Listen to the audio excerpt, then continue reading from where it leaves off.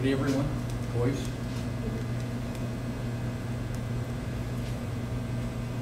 My name is John Broad. I'm the president of Crime Stoppers of Michigan. We are here today to find the two black males responsible for murdering Clifford Terry on Wednesday, March 21st, 2007. Terry was only 19 years old. He was a criminal justice major at Oakland University and worked at O'Mara Restaurant in Berkeley. His birthday is today. He would be 24 years old. Clifford was on his way home from work, left the bus at 10:45 p.m. when the suspects fired several shots at Clifford. They then robbed him and fled the scene on foot.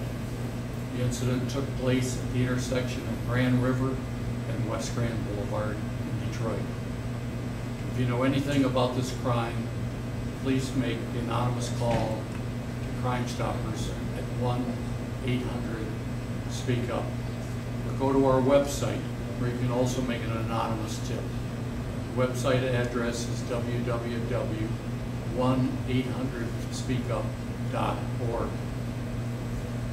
We guarantee that your information is secret. You will never be asked for your name. Your call will not be recorded. Your call or web tip will not be traced. You will not have to make a statement to the police. You will not have to appear in court. In 2010, over $60,000 was awarded to tipsters. We want to thank all of those tipsters for doing their part in helping their community stay safe. There is a cash reward for information that leads to an arrest of $2,500. This reward will also be paid anonymously. If you know anything about this crime or any other crime, please call anonymously 1-800-SPEAK-UP. There's an additional $1,000 reward if the tip leading to an arrest is received by midnight tonight.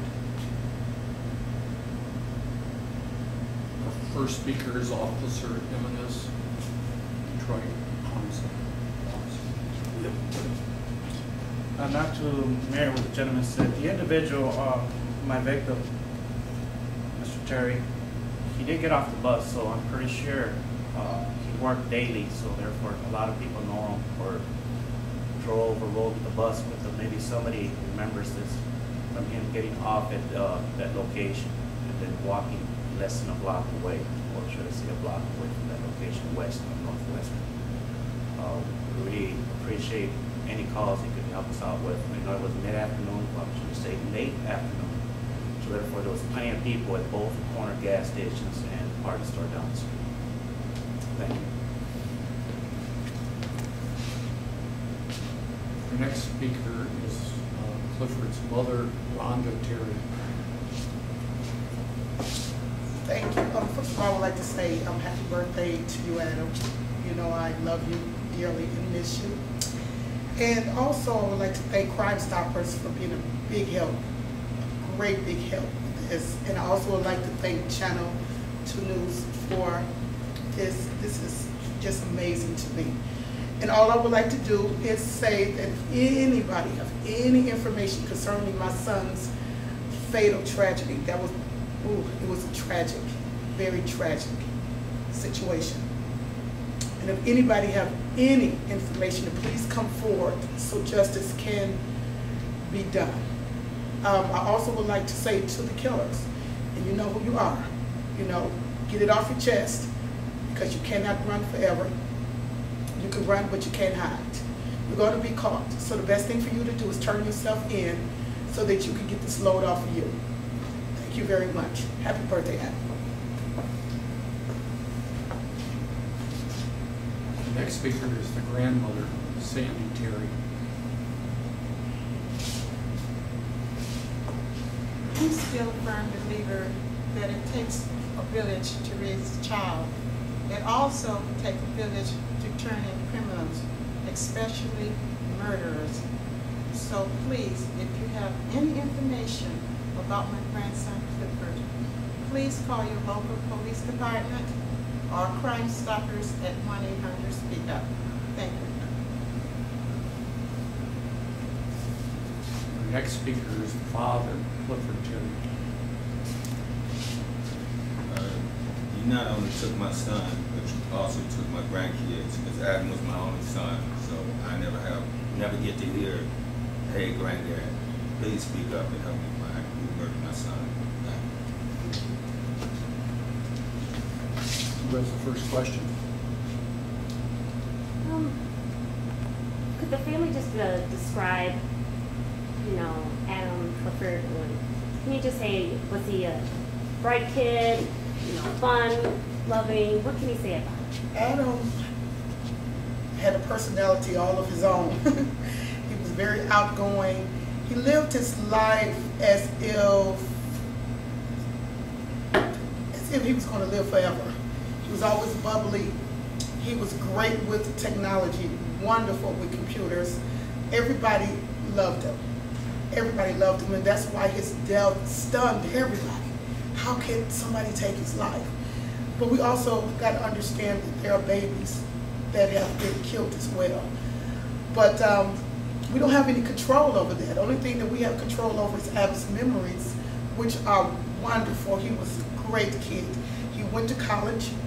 He worked every day. And and to me, a child that's 19 years old and working full time and going to school and was doing pretty well, that's saying something, especially a kid that have grew up in the not so good areas of the city, or have was born in those cities. I'm sorry, I can't. I had so much to say, but it's very hard for me. My son was very, very wonderful, wonderful person. Everybody's still stunned today, wonder why would anybody want to kill him. But we have some cold-hearted people out here.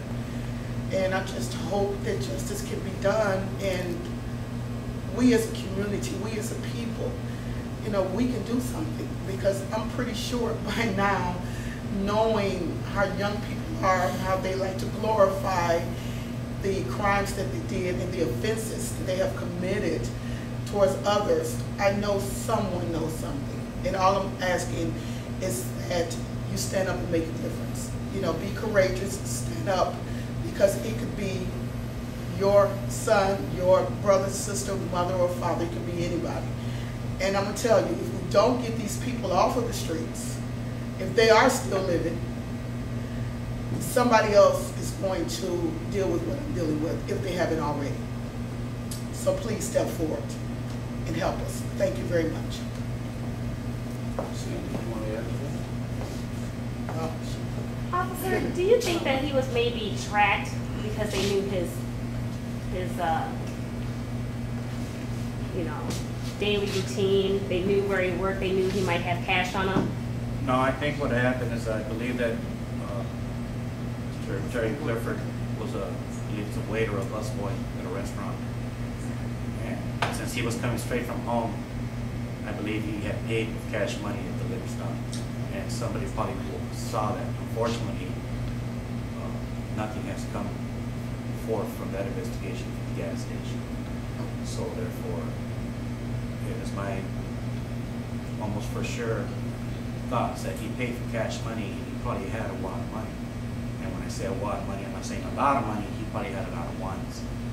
A lot of ones, maybe some fives and stuff. And whoever did this probably thought they were going to get away with a lot of money, seeing him being so young, because he looked very young. Was he wearing anything distinctive that may separate him getting off the bus, that may jog somebody's memory of him?